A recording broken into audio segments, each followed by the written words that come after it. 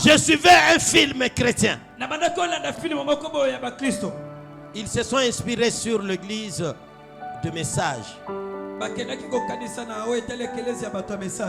Ils ont réalisé que dans cette église-là, ils n'ont que des brochures et ils ne citent que les noms d'Abraham, mais ils n'ont pas la puissance qu'avait Branham. Une église sans puissance, c'est une église vouée à la domination des sorciers et des démons. Et maintenant, les démons sont venus de l'enfer. Ils viennent, ils portent la chair humaine. De très belles dames. Et vous allez remarquer quand vous recevez des visiteurs, tout au début là, ils seront comme des anges. Et c'était de très belles dames. Le pasteur a prêché. À la fin, il pose la question: qui est touché par le message? Parmi ces démons-là, il se lève, moi pasteur, avec une voix angélique. Moi pasteur, j'étais touché par ce message. Un message fort.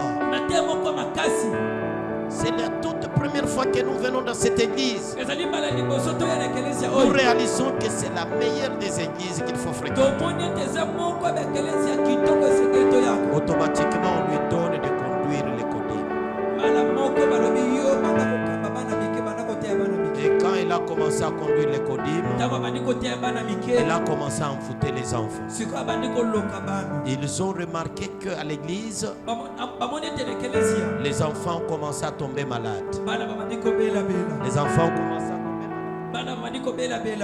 Et après, une autre sœur est allée offrir un bracelet en or à maman pasteur. Bracelet qui était envoûté. Et ils ont vu qu'ils ont maintenant assiégé l'église. L'enfant du pasteur est tombé gravement malade. Le pasteur a commencé à se lamenter. Qu'est-ce qui ne va pas? Qu'est-ce qui se passe? Des maladies par là, des maladies par-ci. Les enfants tombent malades. Rien ne va dans l'église. Il y a la lourdeur dans l'église. Il n'y a plus la vie de prière. Pendant qu'ils se lamentaient dans la chambre devant leur enfant malade, et maintenant est dans le monde des ténèbres, ils vont envoyer maintenant l'esprit de dispute et d'envoûtement pour séparer le pasteur avec sa femme. Les esprits sont venus, sont incarnés dans le corps de maman pasteur. Pourquoi? Parce que la femme de pasteur, elle n'avait pas la vie de prière. Elle n'était pas engagée. C'est pourquoi les femmes des serviteurs doivent engager dans l'œuvre de Dieu.